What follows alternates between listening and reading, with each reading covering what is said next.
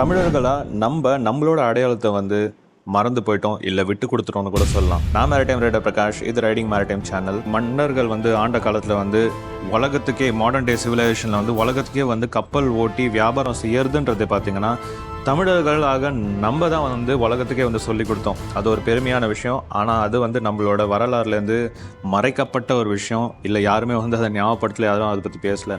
அதனால தான் பார்த்தீங்கன்னா இன்றைக்கி வந்து தமிழ்நாட்டிலேருந்து வெறும் ஒரு 20,000 பேர் தான் வந்து கப்பல் துறையில் வேலை செஞ்சுட்டு இருக்காங்க. ஆனால் ஸ்விக்கி ஜொமேட்டோன்னு வண்டி ஓட்டுறவங்க 45,000 பேருக்கு மேலே இருக்கிறாங்க. அதில் பல பேர் பார்த்தீங்கன்னா இன்ஜினியரிங் கிராஜுவேட்ஸ், 10வது படித்து 10வது முடிச்சுட்டு என்ன பண்ணுறதுன்னு தெரியாமல் இருக்கிறீங்க அப்படின்னா கப்பலுக்கு வரலாம். 12வது முடிச்சுட்டு கூட வரலாம், காலேஜ் முடிச்சுட்டு வரலாம்.